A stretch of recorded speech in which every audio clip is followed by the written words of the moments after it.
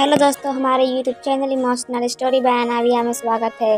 दोस्तों, आपकी बहन आपका दोस्त हाजिर है आपकी खिदमत में एक और नई कहानी लेकर आई हूँ। आप जितना प्यार मेरी कहानियों से कर रहे हैं, मैं आपका बहुत शुक्रगुजार हूँ।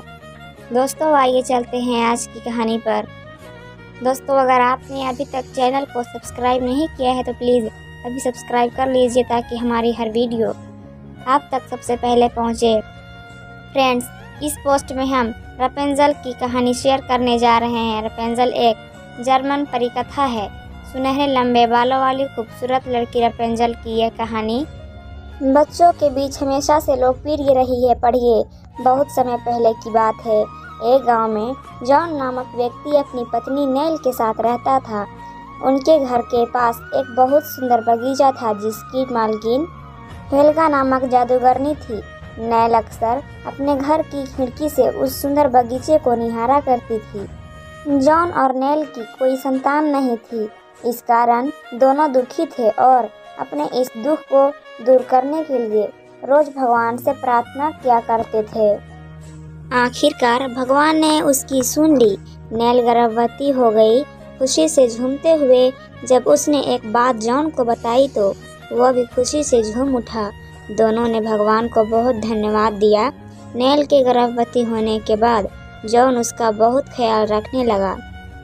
वह उसे कोई काम करने नहीं देता था, उसके खाने पीने का पूरा ख्याल रखता था, उसे खुश रखने के लिए उसकी हर इच्छा पूरी करता था। एक दिन नेल अपने घर की खिड़की से जादूगरनी हेल्गा के बगीचे को निहार रही थी। उस दिन बगीचे के हरे भरे रपेंजल के पत्ते उगे हुए थे, जिन्हें देखकर नेल का मन उन्हें खाने के लिए ललचा गया। उसने जॉन को पुकारा और उसके आने पर खिड़की से रपेंजल के पत्तों को दिखाते हुए बोली, कहते हैं कि रपेंजल के पत्ते खाने से व्यस्त और खूबसूरत संतान जन्म लेती है। तुम जादूगरनी के बगीचे से मेरे लिए रपेंजल के पत्ते ला दो। नेल की बात सुनकर जॉन डर गया। वह उसे समझाते हुए बोला, वह जादूगरनी हेल्गा बगीचा है, उसने मुझे देख लिया तो बहुत क्रोधित होगी। अब तुम ही बताओ, मैं भला वहाँ कैसे जाऊँ? लेकिन नेल ने जिद पकड़ ली। मैं नहीं जानती, बस मुझे रपेंजल के पत्ते खाने हैं। तुम किसी भी तरह मुझे रपेंजल के पत्ते ला कर दो। नेल की जिद के सामने जॉन ने हार मान ली और रपेंजल के पत्ते तोड़ने जादूगरनी हेल्गा के बगीचे में घुस गया। वह पत्ते तोड़ ही रहा था कि जादूगरनी हेल्गा आ गई। अपने बगीचे में एक इंसान को चोरी करते देख वह बहुत क्रोधित हुई और चिल्लाई, कौन हो तुम? तुमने मेरे बगीचे में घुसने की हिम्मत कैसे की? जॉन डर से कांपते हुए बोला, मैं आपके पड़ोस में रहता हूँ। मेरी पत्नी नेल माँ बनने वाली है। वो रपेंजल के पत्ते खाना चाहती है। उसकी इच्छा पूरी करने के लिए मैं यहाँ आया हूँ। मुझसे गलती हो गई है, मुझे माफ़ कर दीजिए। जॉन की बात सुनकर जादूगरनी हेल्गा बोली, यदि तुम अपनी गर्भवती पत्नी के लिए ये पत्ते ले जाना चाहते हो तो ले जाओ, लेकिन एक शर्त पर। शर्त? कैसी शर्त? जॉन ने पूछा। शर्त ये है कि जिस दिन तुम्हारी पत्नी के बच्चे को जन्म देगी उसी दिन तुम मुझे अपनी बच्चा दे दोगे। जादूगरनी हेल्गा ने अपनी शर्त बताई। जॉन बहुत डरा हुआ था। अपनी जान बचाने के लिए वह शर्त मान गया और रपेंजल के पत्ते तोड़कर अपने घर आ गया। नेल उन पत्तों को खाकर बहुत खुश हुई। उस दिन के बाद से जॉन रोज नेल के लिए रपेंजल के पत्ते लाने लगा। कुछ महीनों बाद नेल ने एक बहुत सुंदर बच्ची को जन्म दिया। जादूगरनी हेल्गा को जैसे ही यह पता चला वह उनके घर पहुंच गई। जॉन को शर्त याद दिलाते हुए वह बच्ची को अपने साथ ले जाने लगी। जॉन और नेल दोनों रोने लगे और उससे मिन्नतें करने लगे, लेकिन जादूगरनी ने एक ना सुनी। वह बच्ची को ले गई। उसने उसका नाम रपेंजल रखा, रपेंजल। जादूगरनी घर पर ही पालने लगी। वह जैसे जैसे बड़ी होते जा रही थी, जादूगरनी हेल्गा उसे जंगल में ले गई।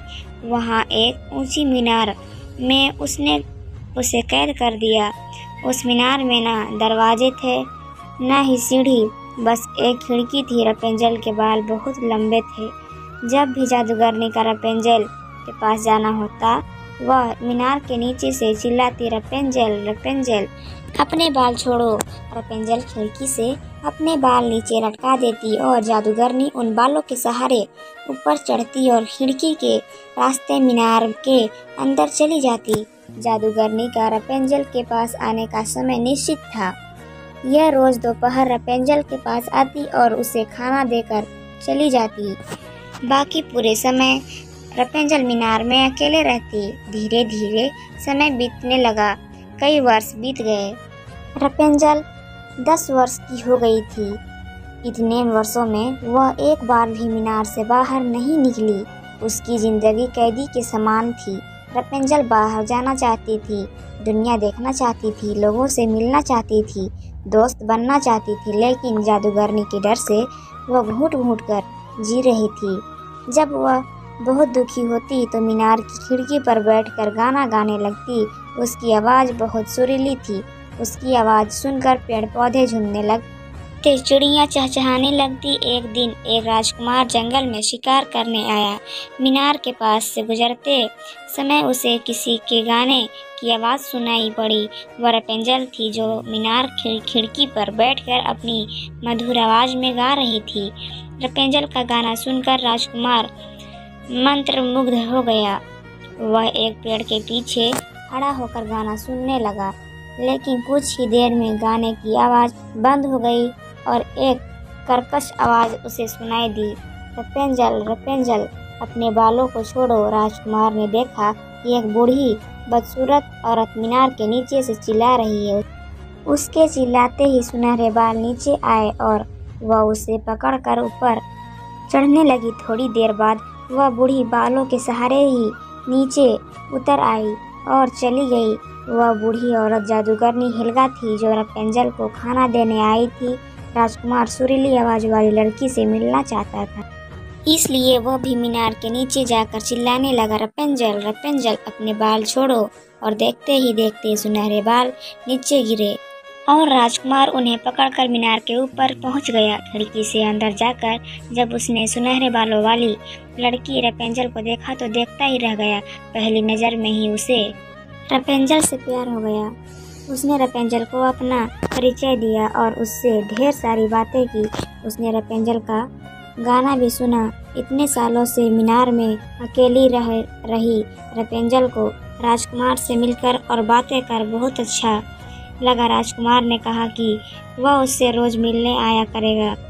उस दिन के बाद से वह रोज रपेंजल से मिलने आने लगा। धीरे धीरे रपेंजल को भी राजकुमार से प्यार हो गया। एक दिन राजकुमार ने रपेंजल के सामने विवाह का प्रस्ताव रखा तो वह मान गई।